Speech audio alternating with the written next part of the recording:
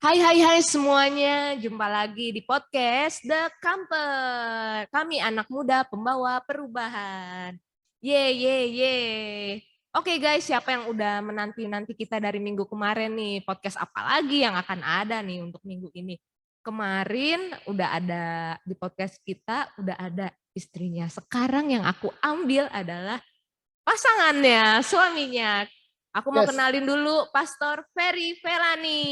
Yeay. Hai semuanya Iya. teman-teman. Setahu aku Pastor Felani ini udah berapa banyak buku yang dimakan? Salah dibaca maksudnya.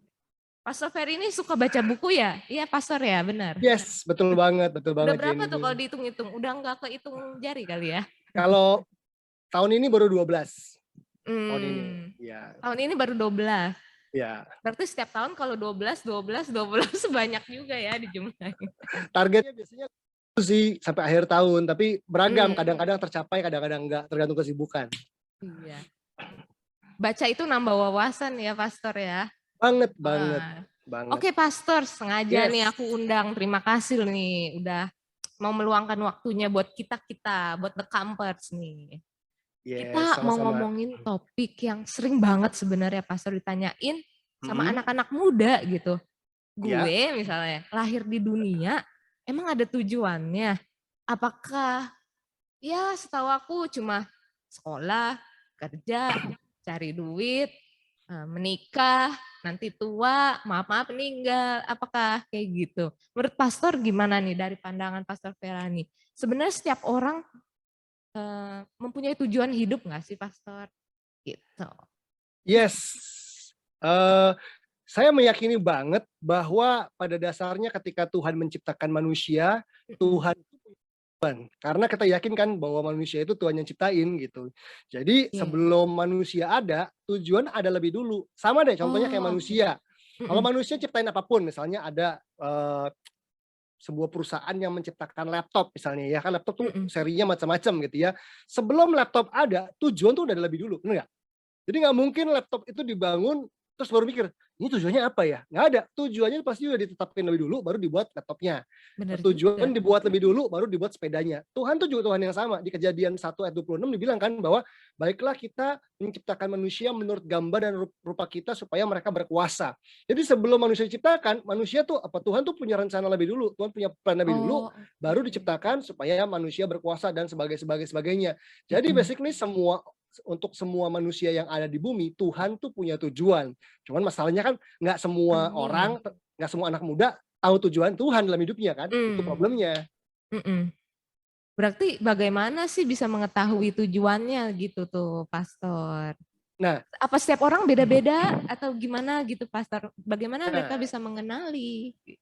Nah, ini yang menarik. Sebelum kita mungkin membahas bagaimananya, kita perlu bagi dulu deh gitu ya, bahwa ada orang tuh yang bisa dibagi menjadi 3 kategori deh, kalau menurut saya ya, 3 kategori. Anak muda Kristen deh, kita kerucutin dulu ya, ini anak muda Kristen deh ya, yang udah kenal Tuhan deh. Ada 3 kategori. 1, ada anak muda Kristen yang nggak tahu tujuan hidupnya. Dia kalau tanya, tujuan hidup apa? Apa ya? Nggak tahu gitu ya. Ya udah nggak Ngalir tahu kayak air. nggak tahu, nanti aja gitu ya. Jadi dia nggak punya tujuan. Atau ada orang yang punya tujuan, tetapi tujuannya datang dari dirinya sendiri. Gue pengen jadi YouTuber gitu ya. Gue pengen jadi atlet, gue pengen jadi artis, atau dia punya tujuan tuh cita-cita dari orang tuanya. Udah kamu jadi dokter aja gitu ya. Jadi itu adalah dia punya tujuan tapi dari manusia. Nah, yang paling penting ini yang 3 ini. Bukan cuma nggak punya tujuan dan punya tujuan, tapi dia memiliki tujuan Tuhan dalam hidupnya. Dia memiliki tujuan Allah dalam hidupnya. Nah, kalau udah bicara tentang tujuan Allah, itu bisa dibagi 2 lagi nih, Jenny. Wah, apa Bahwa tuh? 2 kategori lagi masih begini, ada tujuan yang secara umum dan ada yang secara khusus. Maksudnya gini, ada tujuan umum tuh gini, semua orang Kristen, semua orang percaya pasti harus melakukan tujuan ini. Contohnya ya, hidup kudus gitu ya. Ya nggak sih? Untuk semua orang dong. Terus mengasihi Tuhan dengan segenap hati, jiwa, dan akal budi, itu kan untuk semua orang. Menjadikan semua bangsa muridku untuk memenangkan jiwa, itu semua orang dipanggil untuk itu. Nah, tapi ternyata ada juga tujuan yang spesifik gitu ya. Oh, menjadi seperti Yesus itu juga tujuan yang umum ya. Tetapi ada tujuan juga yang khusus, yang spesifik, yang berbeda-beda setiap orang, seperti sidik jari kita nih beda-beda gitu ya.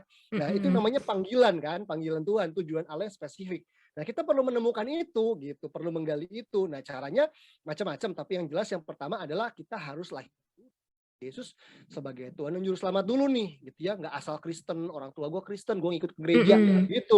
Kenapa? Karena kalau kita belum lahir baru, kita cuma beragama, tapi belum bertuhan tuh. Tapi waktu kita sadar kita orang berdosa dan kita terima Yesus, dalam kita ada Roh Kudus. Nah, Roh Kudus itu yang bakal mimpin kita dari dalam. Nanti kalau kita udah lahir baru, maka ada Roh Kudus, kita bisa intim dengan Tuhan, kita bisa dipimpin sama Dia untuk Mmm. menemukan tujuan Tuhan dalam kehidupan kita. Tentunya di situ selain tuntunan Tuhan, membangun kehidupan doa gitu ya, juga perlu peran komunitas, punya Oke, mentor. Nah, itu penting tuh untuk membantu mengarahkan penting kita ya, menemukan mhm. tujuan Tuhan dalam hidup kita. Kalau enggak kadang-kadang kita suka ngerasa-ngerasa sendiri ya, kita berasumsi, kayaknya tujuan Tuhan dalam hidup gue ini deh, kayaknya gitu ya. Nah, kayaknya itu kan perlu dikonfirmasi kan, kalau ada orang-orang yang Betul, lebih heeh. dewasa rohani, ada kita punya mentor, gembala dan sebagainya, membantu kita mengevaluasi, mengkonfirmasi, nanti jadi makin jelas. Karena biasanya begini, Tuhan itu nggak lengkap gitu ya, nggak artinya gini, saya ingin tahu dong tujuan saya Tuhan dalam hidup saya. Apakah Tuhan langsung kasih tahu, "Anakku, kamu akan dipakai tuh nanti begini, tahun depan tuh begini." Enggak. Biasanya Iya kayak tuh, Abraham, gimana tuh ya sih? pastor tuh? Nah, Mhm. Abraham ingat gak kisahnya dalam Kejadian 12 ayat yang pertama? Dia Ingat. cuman dia cuman disuruh keluar doang dari Ur Kasdim. "Kemana Tuhan? Aku keluar dari Ur Kasdim kemana?" "Keluar dulu aja ke tempat yang akan kutunjukkan kepadamu." Kadang-kadang Tuhan tuh nuntunnya begitu untuk kita gerak dulu, "Udah deh, kamu resign dulu, Ah, kamu lulus dulu," gitu ya. "Kemana tuh?" "Udah lulus dulu." Begitu lulus, Tuhan kadang-kadang cuman buka sepetak doang tuh, seubin doang deh. Kita melangkah dalam ketaatan satu langkah, nanti Tuhan bukain lagi, nanti Tuhan bukain lagi. Makanya untuk bicara soal kita bisa berjalan untuk menemukan tujuan tadi gitu ya, berjalan mhm. dalam tujuan Tuhan, perlu yang namanya iman. Perlu yang namanya iman, artinya Oke, kita perlu mengenal Tuhan dengan benar, mhm. merasakan tuntunannya, sampai berjalan dalam ketaatan. Percaya meskipun kayaknya kita nggak ngerti atau nggak masuk akal deh, kayak Abraham, Iya bener. "Mana gua ngerti, ini kemana?" gitu ya. Tapi kalau kita punya iman dan kita mengenal Tuhan, nanti Tuhan tuntun kita step by step, begitu. Oh, kayak puzzle ya. Iya betul, kayak puzzle. Mau kepo dikit dong, Pastor Yes. Felani dulunya pasti belum langsung menemukan tujuan hidup, apalagi ini masih muda nih Pastor Ferry Felani guys, teman-teman. Berarti Lumayan lah. dulunya pasti belum tahu tujuan hidup ya, gitu. Sampai Dulu sampai poin di mana Pastor Felani sadar gitu. Oh, tujuan hidup yang Tuhan kasih ke aku ini gitu. Mungkin supaya teman-teman bisa tambah paham gitu. ya. Aku kan lahir di keluarga Kristen, tapi Mm-mm. tapi kita nggak kenal Tuhan, orang tua juga nggak sungguh-sungguh dalam Oh, Tuhan. oke. Bahkan aku tumbuh sebagai anak muda yang penuh kepahitan gitu ya, Mm-mm. dibully karena Kristen dan Chinese gitu ya. Jadi sempat ngalamin saat-saat penuh dengan kepahitan, pencarian jati Mm. diri, minder. Aku SMA kelas 1, aku ketemu Tuhan Yesus di sekolah. Jadi maksudnya ada gerakan pemuritan dulu di sekolah negeri dan aku bertobat justru bukan di gereja, bukan di KKR, bukan di retret, Wah, tapi di tangan seorang kakak kelas yang baru bertobat 6 bulan. Kakak kelasku tuh baru bertobat 6 bulan lahir baru di sekolah, di wah, pelayanan pelajar, keren, aku keren. dijangkau gitu. Dan aku akhirnya sebagai anak muda yang kosong gitu ya, Mm-mm. yang demennya musik metal, dulu demennya lagu-lagunya Firehouse, Guns N' Roses, Mr. Big gitu-gitu ya, lagunya Iya, Dewa ya. 19 Slang dan sebagainya, itu eranya deh gitu ya. Wah, lagi gandrung sama itu, kosong Heeh. tapi kan, kosong kan anak-anak muda paling nyontek, berantem, pacaran gitu ya.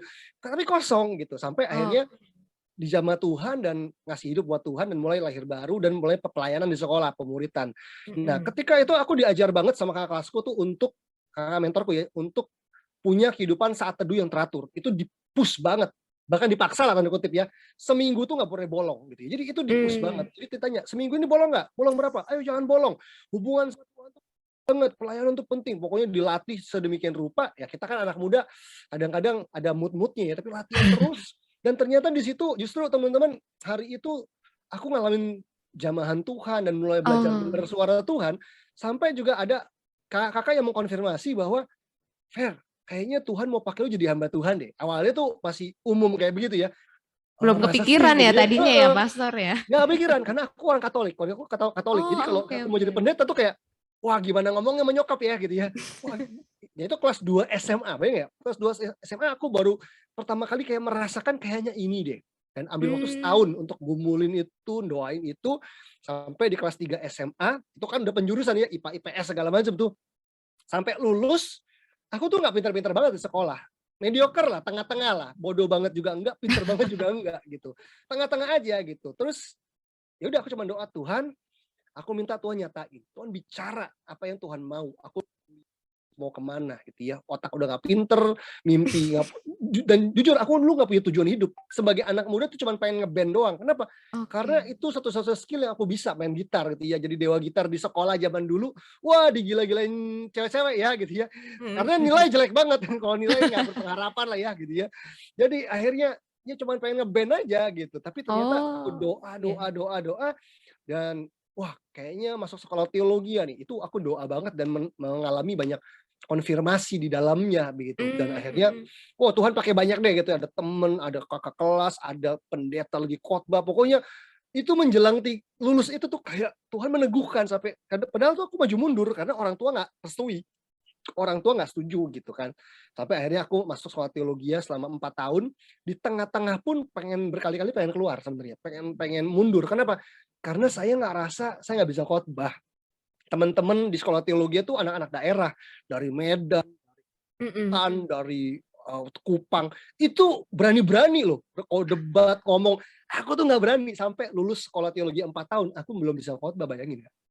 Itu Wah. minder banget.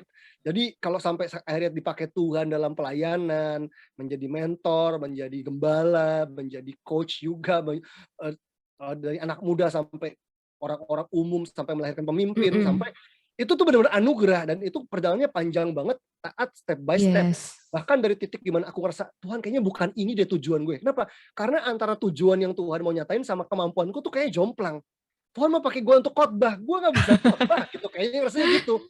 Itu bener-bener nggak bisa loh, bener-bener aduh jelek, nggak pede, takut, bener-bener nggak karu-karuan. Dan Waduh.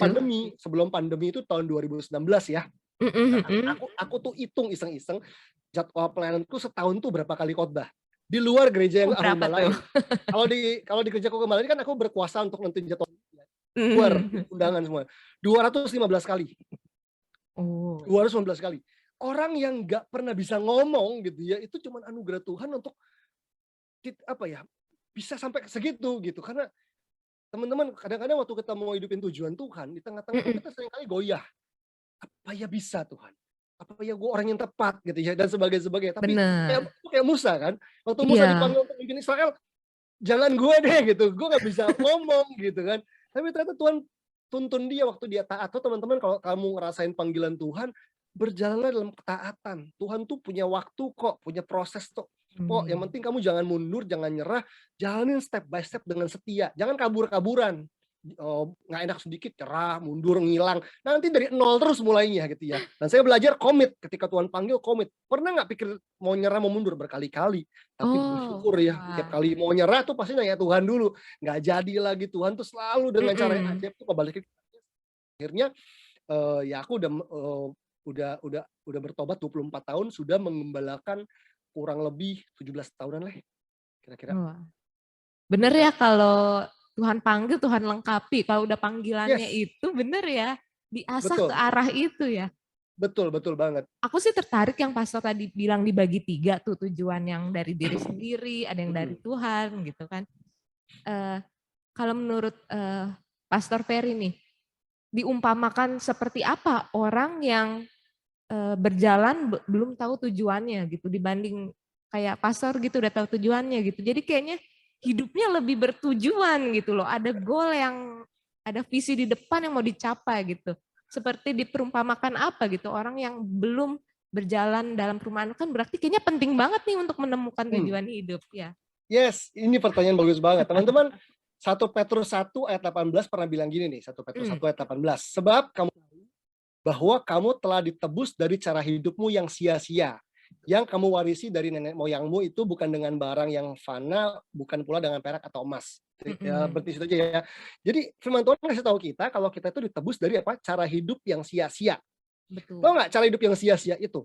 Jadi udah ngelakuin apapun nggak ada hasilnya. Sia-sia tuh gitu ya, kira-kira kayak nah, Mubazir eee, ya. salah satu arti kata sia-sia ini adalah juga gini terjemahannya, tidak punya tujuan. Jadi kita ditebus Oke. sama Tuhan dari cara hidup yang nggak punya tujuan. Nah, Wah, umpamanya keren seperti apa keren. nih? Umpamanya kayak gini nih gambarannya ya.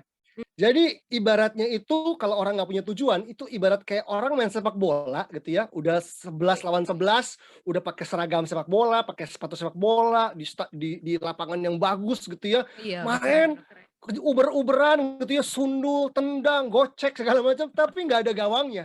Itu bayang Waduh, nggak sih? Kita cuma capek doang gitu ya, terus bilang sama temannya, "Kemana nih bolanya?" "Nggak tahu," gitu ya. bingung. Bayangin, bingung gitu, nggak ada Iya. goal-nya gitu, cuman ya sama orang nggak punya tujuan tuh cuman capek gitu, cuman capek Ya kerja sia-sia keras dong, cari sayang banget ya duit. pastor Nah, ya? itu dia. Bahkan kayak tadi Jenny bilang kan, itu kayak nyelesain siklus gitu ya. Hidup itu bukan cuman itu buat apa sih, lahir, besar, sekolah TK, SD, SMP, SMA, kuliah, terus, menikah, punya anak, gedein anak, jadi tua, terus mati. Iya, yang kita tahu Enggak itu dong. doang tujuan kita Mhm. hidup ya pastor, selama Makanya ini. pertanyaan soal tujuan hidup itu pertanyaan Mhm. semua orang sebetulnya, bukan cuma orang Betul, iya. Kristen kan. Bahkan para para ahli filsafat ya, filsuf kan juga bertanya, "Apa makna hidupku? Apa Mhm. tujuan hidup?" Itu juga menjadi pencarian. Makanya, kalau ya para filsuf ngajarin kalau mau tahu tentang tujuan hidup, nanya ke dalam diri sendiri kan, "Sebenarnya gue mau apa sih? Sebenarnya gue" ya nanya ke diri sendiri. Tetapi enggak, kalau kita diajar untuk nanya sama pencipta kan, pencipta kita. Iya. Karena misalnya handphone, yang tahu tujuannya handphone diciptakan bukan bukan handphonenya, penciptanya, Mhm. kan gitu. Betul. Jadi pencipta kita lah yang ngerti, makanya tanpa Tuhan, tanpa Kristus, kita nggak bakal tahu tujuan Tuhan dalam kehidupan kita, gitu kira-kira. Dan hidupnya Oh, ya hidup yang sia-sia itu adalah hasilnya dari orang yang tidak punya tujuan dan tidak mengerti tujuan Tuhan dalam hidupnya dia. iya. Aduh jangan sampai deh ya, udah waktu waktu Mhm. kita dunia singkat gitu, Yes. tanpa nggak tahu tujuannya, aduh. Apalagi Apalagi anak hidupnya muda ya, pastor iya lagi musiknya lagi kenceng-kencengnya nih ya, gahar-gaharnya iya. nih. Apalagi menjadi umurnya panjang misalnya, dikasih umur panjang sampai 80, 90 tahun, tapi nggak tahu tujuan juga. Ah, sayang. Sayang Iya. juga kan, jadi mau Heeh. umurnya nanti misalkan dikasihnya cuman pendek misalnya ya, atau Mhm. panjang, yang penting ngerti tujuan dan di dalamnya kita harus mengerjakan rencana Tuhan dan kehendak Allah. Makanya Tuhan tuh rindu kita menggenapi seluruh rencananya kan. Makanya jangan Iya. sampai anak-anak muda tuh cuman jalanin hidup semau gue gitu ya. Jangan hidup semaumu, jangan hidup, sembarangan. Pastikan dari muda kamu ngerti rencana Tuhan dalam hidupmu, kamu gak bakal nyesel deh gitu ya. Sebenarnya isu tujuan hidup ini bukan cuma anak muda ya, orang tua juga perlu. Tapi kalau masih muda tuh, masih punya waktu panjang deh, nggak perlu terprosok-prosok dulu, udah ngerti dari muda tuh udah bisa ngejaga hidup. Karena gini, orang kalau tahu tujuan dia beda. Kalau Jenny ini nggak punya tujuan, ya besok hari Minggu ya, diajak sama siapa aja pasti ngikut. Iya, Ya, tapi terombang-ambing. heeh, tapi kalau kita punya tujuan, misalnya mau liburan nih, saya udah pergi ke airport gitu ya, di tangan udah punya tiket tiket pesawat ke Jerman. Kalau ada orang mau nawarin Iya. apapun, "Yuk yuk Singapura yuk," nggak bisa. Gue udah punya tujuan, Jerman, gitu. Jadi orang kalau punya tujuan dan itu kuat dalam diri dia, dia nggak akan sembarangan sama hidupnya. Dia nggak akan main-main. Dia nggak bakal mudah distraksi ya, nggak dialihkan begitu ya. Nah, kadang-kadang kita nggak punya tujuan, makanya diajak apa aja mau, Iya, ditawarin apa bet aja mau. betul banget itu, Mhm, pastor. Berarti, mungkin selama ini ada yang karena kita kan kayak masih mix juga gitu pemikiran kita. Kita mhm. pikir itu yang sudah menjadi tujuan gitu. Berarti kita nggak bisa menciptakan tujuan hidup kita sendiri gitu ya, pastor? Kalau bilang bisa sih bisa aja ya, Oh tapi gitu. tapi itu nggak satisfied, itu bukan dari Tuhan kan gitu. Mmm. Misalnya ya kan kita terinspirasi sama siapa, "Ah, gue pengen jadi kayak ini," gitu ya. Mungkin baik gitu ya, kayak Steve Jobs, kayak siapa. Iya, Tapi misalnya gitu. yang perlu ketemu tujuan Allah itu. Dan kalau bicara tujuan Tuhan, tahu nggak sih teman-teman semua, Tuhan yang sebenarnya berinisiatif untuk cari kamu lebih dulu loh. Jadi kalau kita bilang, Mmm. "Tuhan aku udah doa-doa kok aku nggak tahu tujuan Tuhan sih di hidupku, aku nggak tahu rencana Tuhan, apa Tuhan sembunyiin ya? Apa Tuhan nggak pengen aku ngerti ya?" Iya sering Enggak, banget aku dengar kayak gitu heeh. juga, Coba pastor. deh, baca deh di Alkitab, Why? berkali-kali ayat firman Tuhan bilang gini kan, "Maka berfirmanlah Tuhan kepada, Abraham." Terus ketika Musa lagi gembalain kambing domba, eee, mertuanya tiba-tiba muncul semak terbakar. Tuhan yang jalan lebih dulu, Tuhan yang menghampiri lebih dulu. Kadang-kadang kita yang nggak peka, kita yang sedang Oh, sibuk dengan urusan kita, sama Netflix, sama game, sama pacaran, sama segala macam gitu ya. betul Kita betul. lagi fokusnya di situ. Jadi Tuhan ngomong pun, Tuhan nyatain diri, kita nggak denger. Padahal, eee, itu dia bisa bicara soal rencana Tuhan, bicara tentang tujuan Tuhan. Nah, ini yang kita perlu tahu ya, ini bukan tujuan kita loh, ini tujuan Allah dalam hidup kita. Dan Mmm. tujuan Allah itu biasanya potongan puzzle dari gambar Tuhan mau kerjain di dunia. Jadi tujuannya kita nih, tujuan saya misalnya gitu ya, tujuannya Jenny, itu baru potongan kecil dari apa yang Tuhan mau kerjain di dunia ini. Itu potongan puzzle.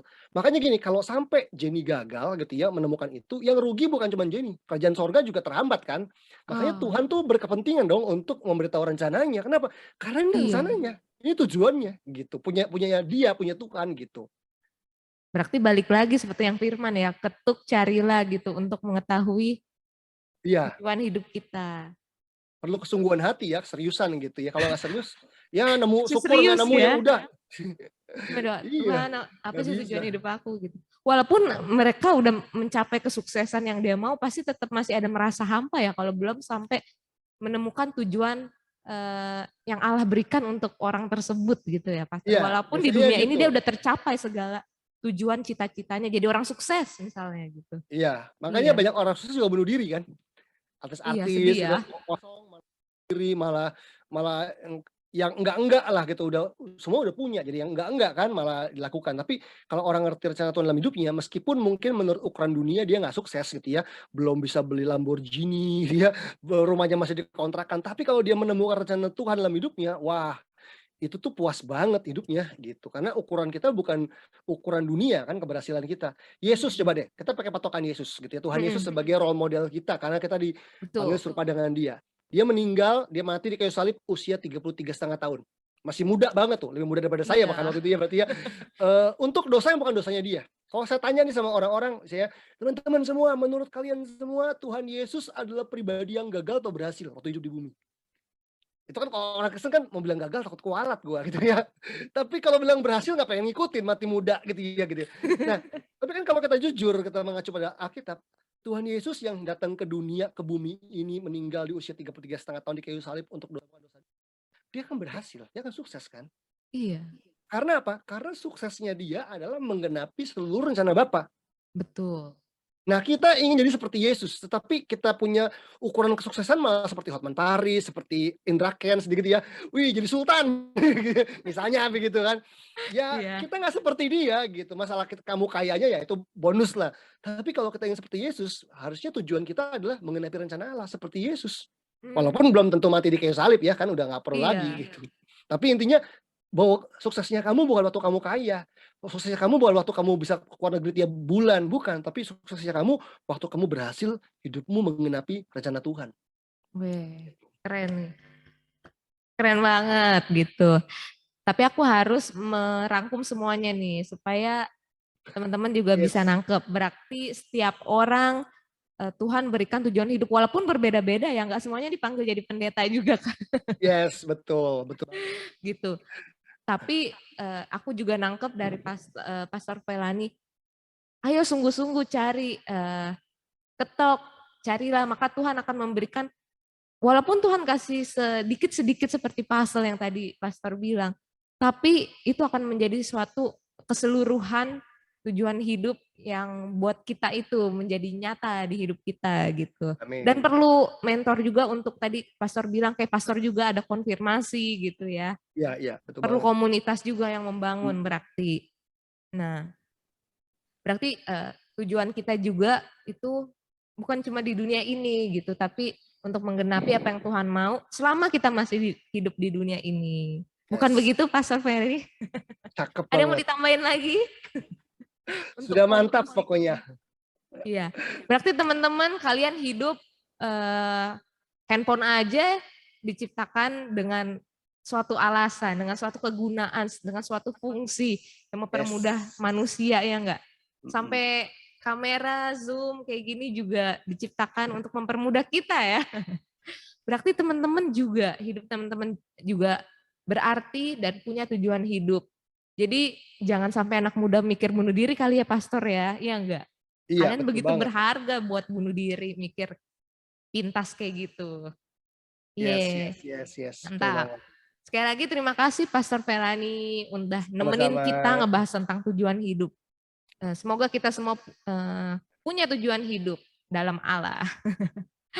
Oke teman-teman, kalau teman-teman punya topik-topik menarik yang ingin ditanyakan atau kayaknya bagus nih dibahas di The Camper, boleh nanti, atau kalau ada pertanyaan ke Pastor boleh juga ya di komen nanti atau Boleh langsung banget. DM kita.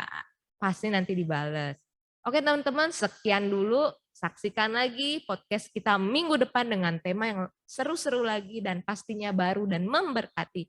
Jangan lupa di like, di subscribe, dan di share-share ke temennya juga. Siapa tahu pasti kali ya memberkati podcast kita ini buat teman-teman. Oke. Thank you semuanya. God bless semuanya. God bless. Thank you Pastor Ferry Felani. Thank you Jenny.